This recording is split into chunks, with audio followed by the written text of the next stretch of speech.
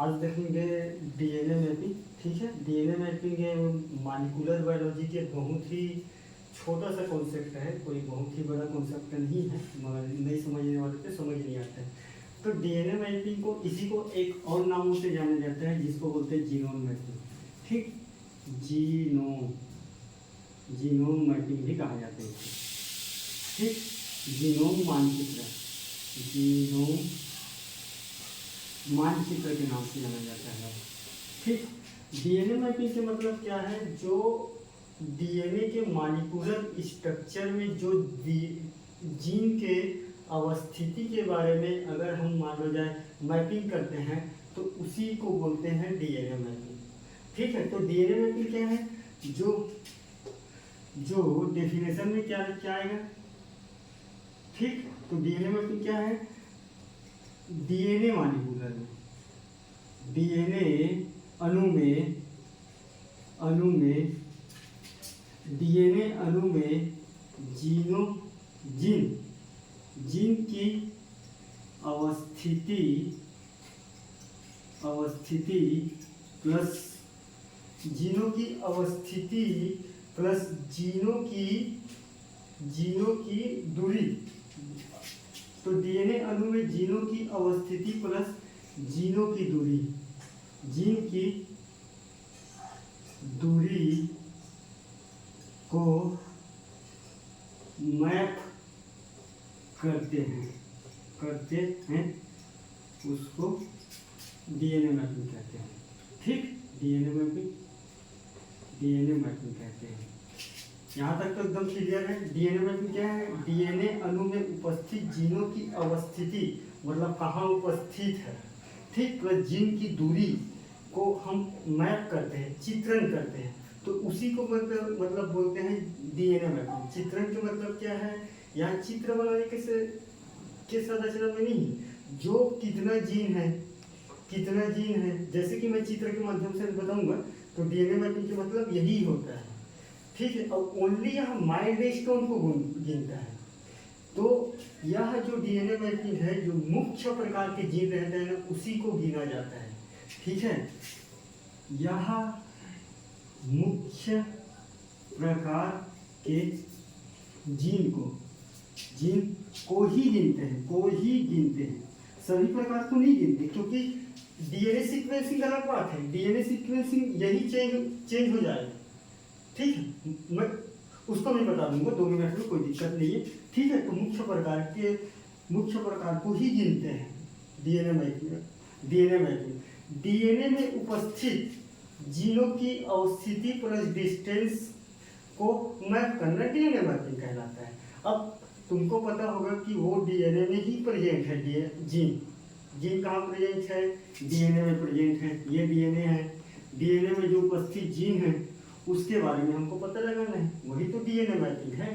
ठीक है, और यह मुख्य प्रकार के जीन को कहते हैं। जीन तो बहुत सारे हैं, जैसे कि हमारा बाल से रिलेटेड जीन है। अगर मैंगो के डीएनए देखें तो मैंगो के डीएनए में क्या होगा, मीठापन से होगा, कलर से रिलेटेड होगा, फर्म से रिलेटेड होगा, सुगंध से रिलेटेड।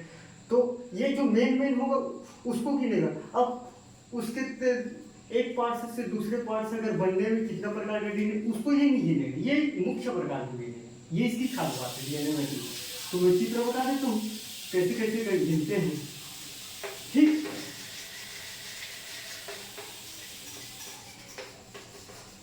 तुमको पता है डीएनए से रहता है, ये डीएनए में बॉन्ड रहता है, डबल बॉन्ड 80 के बाद रहता है ट्रिपल बॉन्ड रहता है, जीसी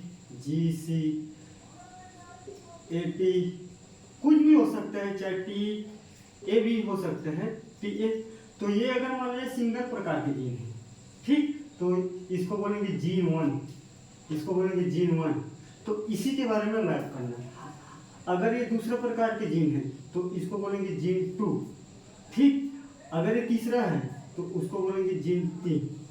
ठीक, तो ऐसे गिनते हैं, ऐसे मैच करते हैं। और साथ ही साथ इसके और इसके बीच में कितना डिस्टेंस है, और यह डीएनए में कैसा प्रेजेंट है जीन, क्योंकि डीएनए के फंक्शनल पार्ट को जीन कहते हैं। और जीन कहाँ प्रेजेंट है, डीएनए में प्रेजेंट है, और डीएनए कहाँ प्रेजेंट है, क्रोमोसोम में प्रेजेंट है। और क्रोमोसोम कहाँ प्रेजेंट है? सेल में प्रेजेंट है। जैसे कि जी मैं निकाल के दिखला रहा हूँ, मेरा डीएनए का पेज तो कंप्लीट है, मगर तुमको समझा रहा हूँ क्या होता है। जैसे कि ये एक सेल है, ठीक, सेल मेम्ब्रेन, सेल मेम्ब्रेन के अंदर लग जाएंगे, सेल में जाएंगे, सेल में जाने के बाद हम डीएनए में जाएंगे, ठीक, डीएनए के बाद इसी में रहेगा जीन रहेगा। तो कितना अंदर का कॉन्सेप्ट है, ठीक है, क्रोमोसोम, जीन, डीएनए, सेल ऐसे बाहर निकलते हुए आता है, ठीक है, उसको बोलेंगे डीएनए मैपिंग। और डीएनए में कैसा प्रेजेंट रहता है जीन, तुमको पता होगा, बायोटेक पढ़ोगे तो ये इस तरीके से प्रेजेंट रहता है, इस तरीके से, इसको बोलते हैं फंक्शनल पार्ट, जीन को फंक्शनल पार्ट, ठीक। तो ये काम क्या आता है डीएनए मैपिंग का? सबसे पहले अगर हम किसी भी क्रॉप्स का या किसी भी फसल का अगर डीएनए मैपिंग करेंगे तो हमको इन जीनों के बारे में पता चल जाएगा। अगर खराब जीन है तो हमको बीमारी संबंधी जीनों के बारे में पता चल जाएगा। महत्व क्या है? बीमारी, कौन सा बीमारी? जीनेटिक्स बीमारी, अनुवांशिक, कोई अगर किसी प्लांट में अनुवांशिक बीमारी है तो बीमारी को पता कर सकते हैं, ठीक है, यहाँ तक एकदम क्लियर है। दूसरा क्या है?